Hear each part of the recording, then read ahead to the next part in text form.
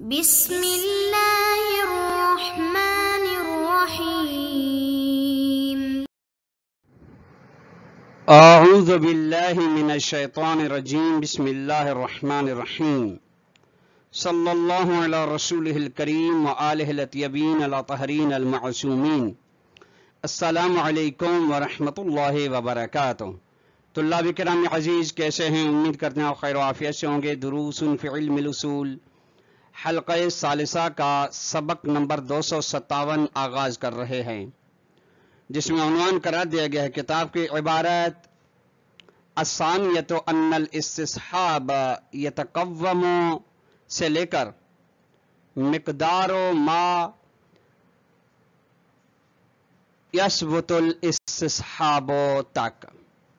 طلاب عزیز، کل لحاظ سے ہماری بحث چل رہی تھی ارکان استصحاب میں سے چوتھے اور آخری رکن اثر عملی کے بارے میں۔ آج کے درس میں اثر عملی کی بقایا وضاحت کی جائے گی۔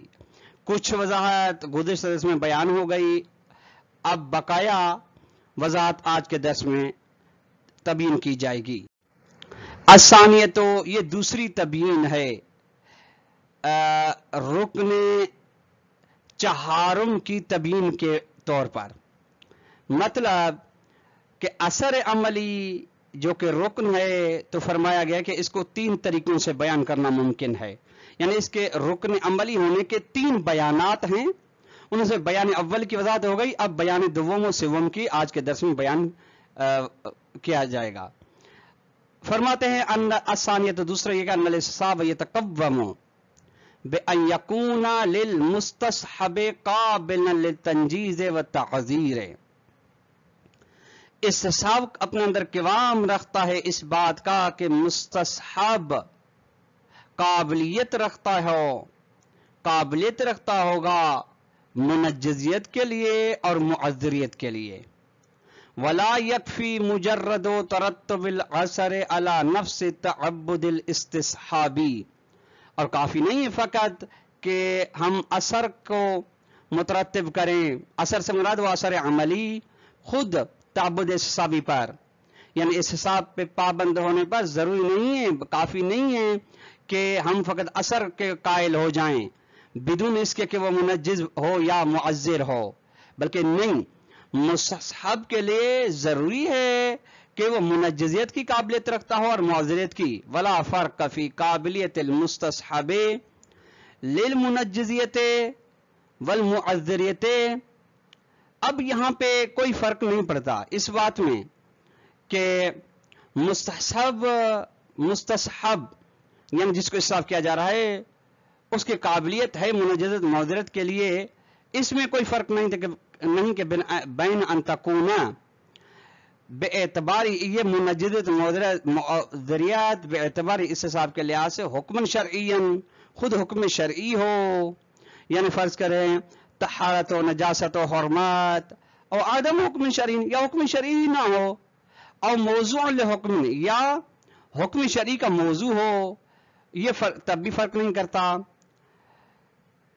او دخیل فی متعلق الحکم، یا دخالت رکھتا ہو متعلق حکم کے اندر بطور قید و شرط، مثلا استصحابات الجاریت لتنقیح شرط الواجب مثلا اثباتا و نفیا، مثلا وہ استصحاب کی اقسام جو جاری ہوتی ہیں شرط واجب کو منقح کرنے کے لیے، واضح کرنے کے لیے، اثبات و نفی کے لحاظ سے، یعنی کہ آیا واجب کے اندر شرط ہے یا شرط نہیں ہے۔ شیخ صدر فرماتے ہیں وَمَدْرَكُ هَذِهِ الصِّيغَةِ، صیغہ یعنی یہ بیان، صیغہ یہ ثانیہ کی دلیل کیا ہے؟ التی وہ صیغہ یہ اضیق من صیغۃ سابقۃ، یعنی جو اضیق یعنی خاص ہے اولا سے، اضیق، یہ اس کا مدرک کیا ہے؟ استظہار ذالک، کہ آپ اس کو ظاہر کریں من نفس دلیل الاستصحاب، خود دلیل استصحاب سے اس کو ثابت کریں، یعنی دلیل استصحاب سے اگر یہ سمجھ میں آ رہا ہے کہ مستصحب قابلیت رکھتا ہو، یعنی استصحاب کا قیام اس کے ساتھ ہے کہ مستصحب کی قابلیت ہو مستصحب کی منجزیت و معذرت کے لیے، تو ٹھیک ہے۔ لأن مفادہ النحی عن نقد الیقین بالحساب، چونکہ دلیل استحباب کا مفہوم و مضمون کیا ہے؟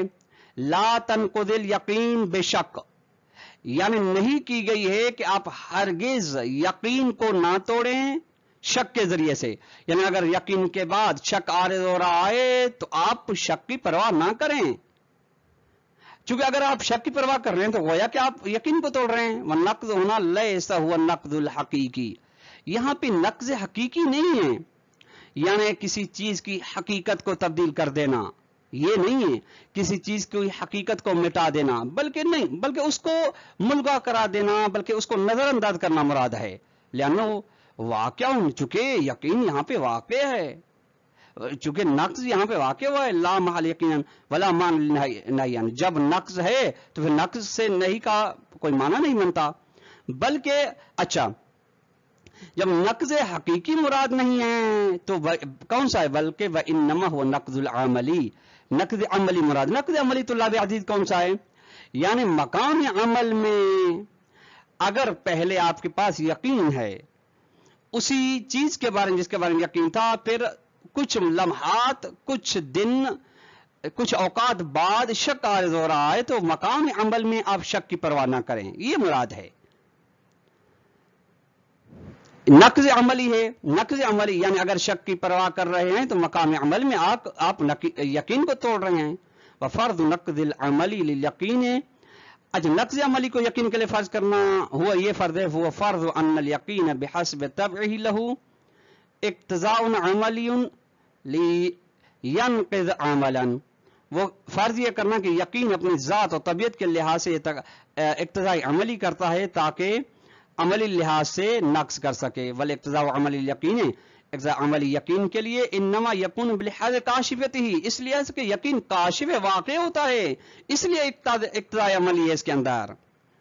وہذا یفترض ان یکون الیقین متعلقا بما هو صالح للتنجیز وتعذیر، یہ وہ چیز ہے جس کو فرض کیا گیا ہے کہ یقین تعلق رکھتا ہے اس ایسی چیز کے ساتھ جو چیز صلاحیت رکھتی ہے، یعنی متعلق یقین یعنی مستصاب یعنی حالت سابقہ کے اندر صلاحیت ہے منجدت معذریت کی، لکہ یشملہ اطلاق و دلیل الاستحباب، تاکہ دلیل الاستحباب کا مطلق ہونا، یعنی چونکہ اس میں تو منجد معذرت کی قید نہیں ہے، تاکہ اس کو دونوں کو شامل ہو سکے۔ وہذا البیان یتوقف، شہید صدر فرماتے ہیں یہ بیان موقوف ہے علی استظہار ارادت النقد العملی من النقد بقرینۃ تعلق النہی، اس بات پر موقوف ہے ظاہر کریں کہ آپ نقد عملی کا ارادہ کیا گیا نقص سے یعنی لا تنقض سے، کس قرینے کی بنا پہ آپ یہ کر رہے ہیں؟ فرماتے ہیں چونکہ نہیں نے اس کے ساتھ نقض کے ساتھ تعلق پیدا کیا، لا تنقض ولا یتم، اور یہ بیان تام نہیں ہے اذا استظہر عرفا ارادت النقد الحقیقی، جب عرف کے لحاظ میں ظاہر ہوتا ہے کہ نقض حقیقی کا ارادہ کیا گیا مع حمل النہی علی کون ارشاد، در حالانکہ لا تنقض الیقین میں جو نہیں ہے اس کو حمل کرنا ممکن ہے نہیں ارشادی پر، مولوی پر ضروری نہیں ہم کریں نہیں ارشاد۔ اچھا نہیں ارشاد کس چیز کی جانب رہنمائی کر رہی ہے؟ رہنمائی کر رہی ہے کہ العدم امکان ذالک بحسب عالم الاعتبار، عالم اعتبار یعنی عالم جال، یعنی یہ ممکن نہیں ہے کہ نقض حقیقی کا ارادہ ہو سکے عالم اعتبار و جال کے لحاظ سے۔ فإن المولا قد ينهي عن شيء، مولا کبھی کبھی ایک چیز سے روکتا ہے لیکن ارشاد لا عدم القدرت علیہ، یہ فقط رہنمائی اس لیے کرتا ہے کہ بندہ اس کے اوپر قدرت نہیں رکھتا۔ مثلا کما یقال فی، اس میں دعی الصلاۃ ایام اقرا، یعنی جو پاکیزگی کے ایام ہیں یعنی خون حیض کے آنے کے ایام ہیں، مولا فرما رہا ہے کہ عورت کو کہ آپ نماز کو ترک کر دیں، یہ اس میں کہ آپ نماز پر قدرت نہیں رکھتی ہیں، آپ یعنی نماز سے نہیں فرما رہا ہے چونکہ اس پر نماز پر اس کی قدرت نہیں۔ غایت الامر ان الصلاۃ غیر مقدورۃ للحائض حقیقتا، لیکن انتہائی مسئلہ یہ کہ نماز حقیقت میں حائض عورت کے لیے مقدور نہیں ہے، ونقض غیر مقدور مکلف ہے، اور نقص کیا ہے؟ مقدور مکلف نہیں ہے ادعاء و اعتبار، البتہ اس کو یعنی حقیقتا نہیں بلکہ مجازن اعتبار کیا گیا ہے. کیوں؟ لتعبد الشارع ببقال یقین سابق ہے، چونکہ شارع نے ہمیں پابند بنایا ہے کہ جب آپ کو شک لاحق آ رہا ہے یقین سابق ہے تو آپ یقین سابق پر آپ باقی رہیں. وبناء علی هذا الاستظہار، اور اس استظہار کی بنا پہ یکون مفاد الدلیل جعل طریقیت. مفہوم دلیل کے یہ ہے کہ یہاں پہ یقین سے قطع طریقی مراد لیا گیا ہے. ولا یلزم فی تطبیق علی مورد تصویر النقد العملی والاقتضاء العملی، اور اس کی تطبیق میں لازمی نہیں آتا اس مقام پہ جہاں پہ نقض عملی کو تصور کیا جاتا ہے اور اقتضاء عملی کو.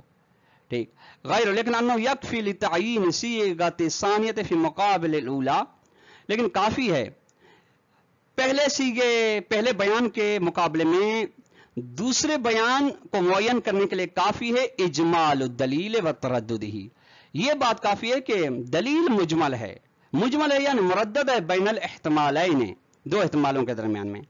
الموجب، جو اجمال اور تردد سبب بنتا ہے للاقتصار علی المتیقن منہم، کہ جب دو احتمال ہیں، ایک یقینی دوسرا غیر یقینی، تو یقینی پر اکتفا کیا جائے گا.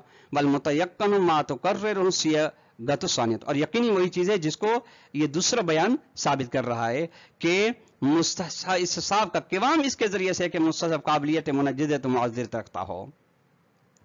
الثالثۃ، تیسرا اور آخری بیان اثر عملی کا، اثر عملی کی وضاحت کا. ان الاستصحاب یتقوم بأن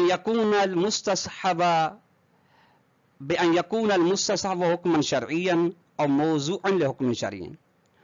یوں ہے کہ مستصحب خود مستصحب یعنی جس چیز کو استصحاب کیا وہ حکم شرعی ہو، طہارت و وجوب و حرمات، یا موضوع بنے حکم شرعی کا.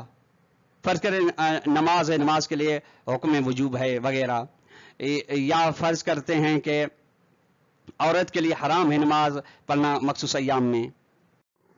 وَهَذِهِ صِيغَةُ أَضْيَقُ مِنْ كِلْتَ الصِّيغَتَيْنِ السَّابِقَتَيْنِ. یہ تیسرا جو بیان ہے یہ دوسرے دو بیانوں سے خاص تر ہے. وَإِنْ هُنَا وَقَعَ الْإِشْكَالُ فِي كَيْفِيَّةِ جَرْيَانِ الْإِسْتِصْحَابِ عَلَى ضَوْءِ هَذِهِ الصِّيغَةِ فِي مُتَعَلِّقِ الْأَمْرِ قَيْدًا وَجُزْءًا من قبیل استصحاب طہارت. یہیں سے اشکال پیدا ہوتا ہے. ایک اشکال یہ ہے کس چیز میں، یعنی استصحاب کو جاری ہونے کی کیفیت میں، جس طریقے سے استصحاب کو آپ جاری کرنے اس کے بارے میں اشکال واقع ہو رہا ہے اس تیسرے بیان کی بنا پہ. کہاں پہ؟ متعلق امر میں جب قید ہو، متعلق امر کے اندر قید ہو یا جز ہو. من قبل استصحاب طہارت، مثلا طہارت کو آپ استصحاب کرتے ہیں، مثلا طہارت جس طریقے سے قید ہے، شرط ہے نماز کے لیے. ما ان قید الواجب لیس حکم شرعی، جبکہ واجب کی قید حکم شرعی نہیں ہوتی.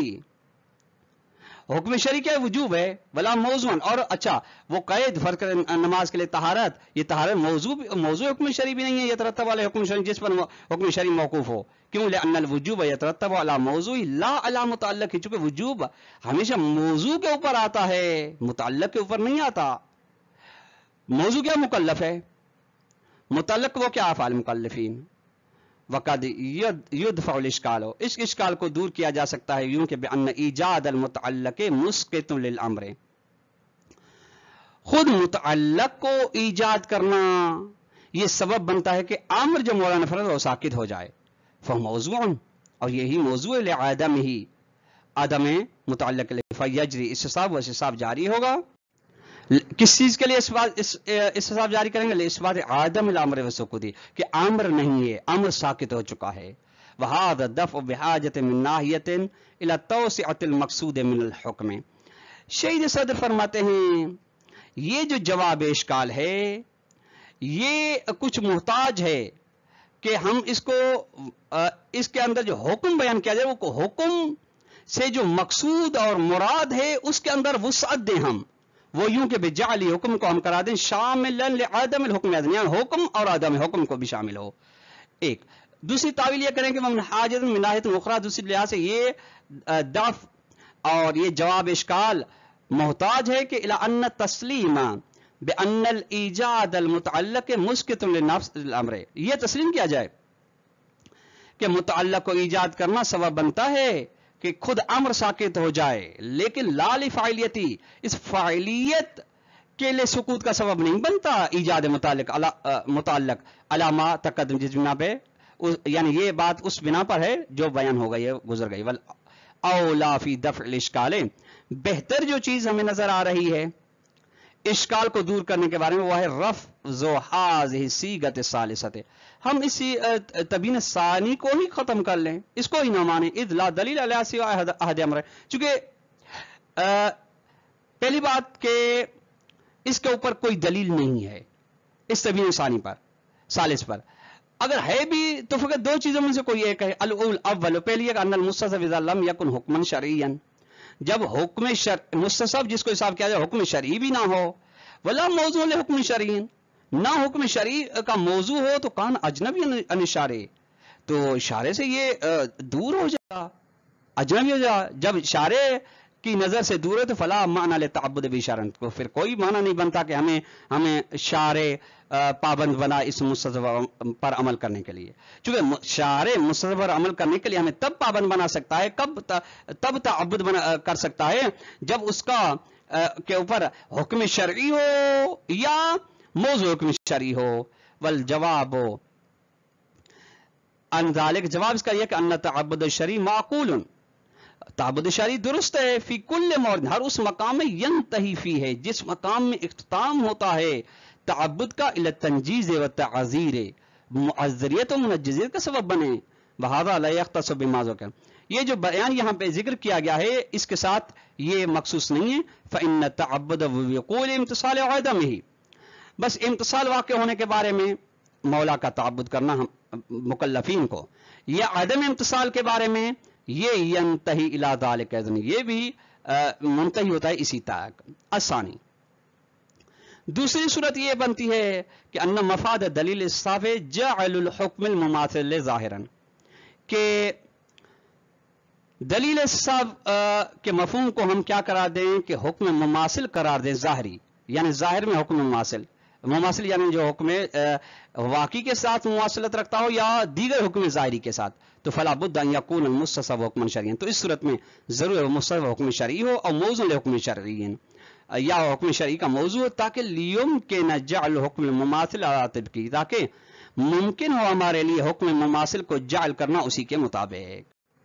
والجواب عن ذلك، اس کا جواب یہ ہے کہ انه لا موجب لاستفادت جعل الحکم المماثل بعنوانه من دلیل السابق، کوئی سبب نہیں بنتا کہ ہم حکم مماثل کے جعل ہونے کو سمجھیں اس لحاظ سے کہ وہ حکم مماثل دلیل السابق سے، یعنی من دلیل السابق کا تعلق استفادے کے ساتھ ہے، یعنی جعل حکم مماثل کو ہم سمجھیں دلیل السابق، یہ اس کا کوئی سبب نہیں، یعنی جعل حکم مماثل ہمیں دلیل السابق سے سمجھ نہیں آ رہا، اس کا کوئی سبب نہیں ہے، اس کا کوئی موجب نہیں، بل مفاد ہو، بلکہ دلیل اسراف کا مفہوم کیا ہے؟ النہی عن نقد الیقین بشک، لا تنقض الیقین بشک، کہ آپ ہرگز شک آنے کی وجہ سے یقین کو ختم نہ کریں. اس کا مطلب اچھا یہ نقد یقین اما بمعنی نہی عن نقد العملی، یا تو پھر نقد عملی مراد ہے کہ مقام عمل میں آپ اگر توجہ کرتے ہیں، آپ دھیان دیتے ہیں شک کے بارے میں، تو یعنی نقد یقین کر رہے ہیں. بدعی تنجید الحالت سابقہ بقان، اس انگیزے کے ساتھ کہ حالت سابقہ بقا کے لحاظ سے منجدت رکھتی ہے. دوسری صورت یہ کہ اما بمعنی نہی عن نقد الحقیقی، یا نقد حقیقی سے نہیں کی گئی ہے. کیوں؟ یہ ارشاد الی بقاء الیقین السابق، تاکہ مولا رہنمائی کر سکے کہ یقین سابق باقی ہے. نمبر 3، او بقاء المتیقن السابق ادعان، یا مجازن متیقن سابق کے باقی ہونے کی جانب رہنمائی کی گئی ہے، نقد حقیقی کی نہیں سے. وعلی کل حال، جس طرح سے بھی ہو تین صورتوں میں سے، فلا یلزم ان یکون المستصحب حکما اور موضوع لحکم، بس لازم نہیں آتا کہ مستصحب جس کے حساب کیا وہ حکم ہو یا موضوع حکم شرعی ہو، بل ان یکون امرا قابل للتنجیز و تعزیر، بلکہ مستصحب کے لیے یہ جو چیز ضروری ہے وہ یہ ہے کہ ایک ایسی چیز ہو مستصحب جس کے اندر یہ قابلیت ہے کو منجزیت رکھ سکے اور معذریت، لکے یتعلق به التعبد على احد هذه الانحاء، تاکہ اس استصحاب کے بارے میں کے ساتھ تعبد مولا تعلق پیدا کر سکے ان صورتوں میں سے کسی ایک صورت پر. تو اللہ کرام عزیز، آج کا درس اختتام کو پہنچا. السلام علیکم ورحمۃ اللہ وبرکاتہ.